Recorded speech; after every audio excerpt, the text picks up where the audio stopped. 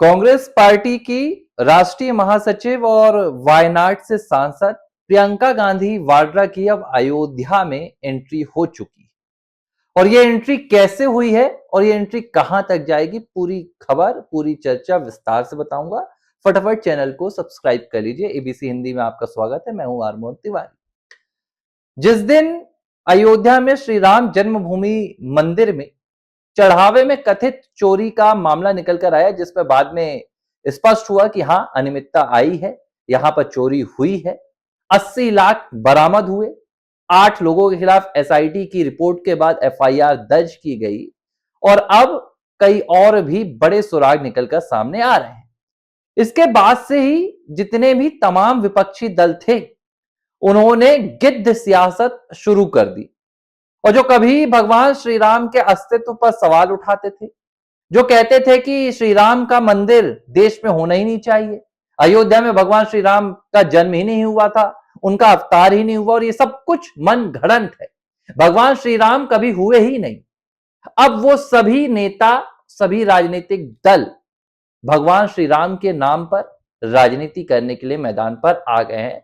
और इनमें से जो नाम, सबसे बड़ा नाम सामने आया है, वो है प्रियंका गांधी वाड्रा का। क्या पूरी कहानी है, पहले ये बताता हूं और फिर आगे की क्या प्लानिंग चल रही है ये भी समझाता हूं। आज प्रियंका गांधी वाड्रा ने मीडिया से बातचीत करते हुए श्री राम जन्मभूमि मंदिर में जो चंदा चोरी का प्रकरण निकल कर आया, उस पर बयान दिया। और यह बयान कांग्रेस पार्टी में, अगर मैं कहूं तो गांधी परिवार की ओर से पहली बार सामने आया है। अब तक 7 जून से ये मुद्दा निकलकर सामने आया था। समाजवादी पार्टी के मुखिया अखिलेश यादव इस मुद्दे को लगातार लेकर राजनीति कर रहे थे, लेकिन गांधी परिवार की ओर से न तो राहुल ने, न प्रियंका, न सोनिया, न किसी सदस्य ने इस मुद्दे पर अब तक कोई भी बयान दिया था। लेकिन अब प्रियंका गांधी वाड्रा ने बयान दिया और प्रियंका गांधी वाड्रा ने कहा कि वाकई में यह देश की आस्था के साथ बहुत बड़ी लूट है। भगवान श्री राम जन्मभूमि मंदिर में जो चढ़ावा आया है वो पूरे देश से आया।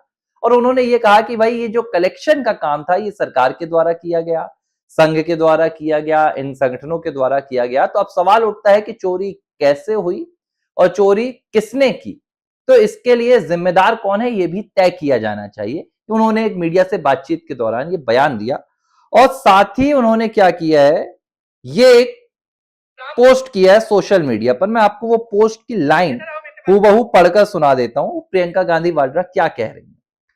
प्रियंका कहती हैं कि सत्य और धर्म को स्थापित करने वाले मर्यादा पुरुषोत्तम भगवान राम और उनके करोड़ों भक्तों की आस्था के साथ जो चोरी और लूट का कपटपूर्ण कृत्य किया गया है, उसने पूरे देश को स्तब्ध कर दिया है।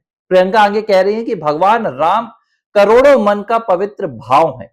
उसी पवित्र भाव से लोग मंदिर में माथा टेकते हैं और दान करते हैं। राम मंदिर में चोरी करने वालों ने धर्म और आस्था की मूल भावना को खंडित करने का महापाप किया है। सवाल यह भी महत्वपूर्ण है कि क्या छोटे कर्मचारी अकेले सीसीटीवी बंद कर हजारों करोड़ के चढ़ावे में हेरा फेरी कर सकते हैं या इसके पीछे कुछ बड़े लोगों की मिली भगत है। इस मामले में जांच के नाम पर लीपापोती करने की जगह पारदर्शी तरीके से जांच हो और जो भी इस चोरी के कर्म में संलिप्त हैं, उन्हें कड़ी सजा मिलनी चाहिए। अब देखिए, मैं ये नहीं कह रहा हूं कि राजनीति कोई नहीं करेगा, राजनीति तो होगी। इस देश में हर मुद्दे पर राजनीति होती है, तो विपक्ष इस मुद्दे पर सरकार को क्यों छोड़े भाई। विपक्ष को पता है कि अगर आज सत्ता में भारतीय जनता पार्टी की सरकार है, तो इस सरकार को यहां तक पहुंचने के पीछे जो सबसे बड़ा आधार स्तंभ मिला था, वो श्री राम जन्मभूमि मंदिर और राम मंदिर का आंदोलन था, जिसने पूरी भारतीय जनता पार्टी की नींव रखी, सनातनी संगठनों की, हिंदूवादी संगठनों की ताकत बढ़ाई। तो जाहिर सी बात है, आज जब मौका मिला है तो इनके खिलाफ आवाज उठाई जाएगी। क्यों? क्योंकि भाई सरकार इनकी है, ये सब कुछ इनके सानिध्य में हुआ। तो ठीक है, वो राजनीति चलनी भी चाहिए, उसका क्या जवाब देना है वो ये संगठन दें, वो ये सरकारें दें।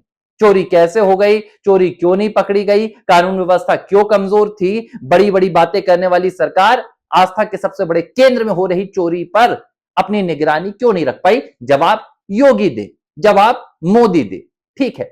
लेकिन हमारा ये सवाल है कि जो प्रियंका गांधी वाड्रा, जिनका परिवार, जिनकी पार्टी भगवान राम को नकारता रहा, आज वो ये जो कहते हैं ना कि गिद्ध सियासत करने पर क्यों मजबूर है? अगर आपकी वाकई में भगवान श्री राम के मंदिर पर आस्था है, भगवान श्री राम पर आस्था है, तो यह आस्था आज क्यों निकल कर आ रही है? क्यों? क्योंकि आपको राजनीति करनी। खैर, ये तो होता है, इसमें कोई बड़ी बात भी नहीं है। अगर इन्हें सत्ता तक पहुंचना है तो ये भगवान राम के चरणों में भी चले जाएंगे, और इन्हें सत्ता तक पहुंचने के लिए लगता है कि भगवान राम को नकारना है, तो ये नकारने में तनिक भी देर भी नहीं करेंगे। लेकिन मैं अब आपको अंदर की बात बताता हूं। दरअसल अब खबर यह निकल कर आ रही है बहुत अहम सूत्रों से कि प्रियंका गांधी वाड्रा श्री राम जन्मभूमि मंदिर जाने की योजना तैयार कर रही हैं, और इसके लिए उन्होंने कांग्रेस के कई वरिष्ठ नेताओं से चर्चा की है, राहुल से चर्चा की है, और अभी इसमें योजना बनाई जा रही है कि प्रियंका गांधी वाड्रा कब जाएंगी, कैसे जाएंगी और जाकर क्या करेंगी। अरविंद केजरीवाल हाल ही में गए, बीते दिन ही वो वहां निकल कर गए थे, अयोध्या में श्री राम जन्मभूमि मंदिर के दर्शन कर आए। और अब प्रियंका गांधी वाड्रा ये सब कुछ उत्तर प्रदेश चुनाव 2027 के लिए कर रही हैं।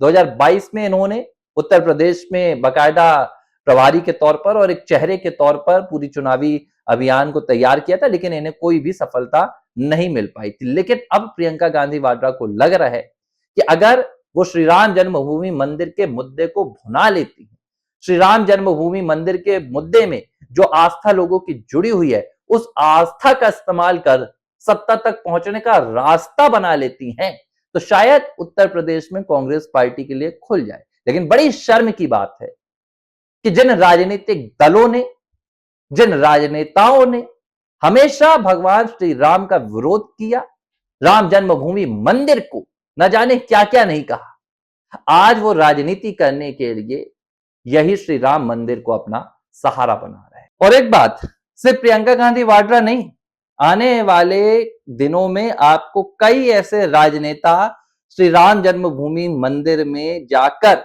नतमस्तक होते नजर आएंगे, जो पिछले 5 सालों से श्री राम जन्मभूमि मंदिर, पिछले 50 सालों से अयोध्या का बहिष्कार करते आए हैं। अब देखिए, कई नाम तो सामने आ गए हैं। संजय राउत, उद्धव ठाकरे ये पहले से योजना बना चुके हैं। अरविंद केजरीवाल, जिनकी नानी कहती थी कि भगवान राम इस मंदिर से कभी खुश नहीं होंगे, कल जाकर वो भाई वहां पर तस्वीरें खिंचवा रहे हैं। अब कांग्रेस पार्टी के कई और भी नेता, और खबर यह भी है कि हो सकता है आने वाले दिनों में सपा मुखिया अखिलेश यादव भी आपको अयोध्या में नजर आ जाएंगे। और अब हिंदुओं की आस्था के साथ खिलवाड़ करने के लिए तमाम राजनेता अयोध्या को अपना राजनीति का सबसे बड़ा अड्डा बनाने की पूरी तैयारी कर रहे हैं। एबीसी हिंदी न्यूज, आज ही जुड़िए हर खबर के साथ।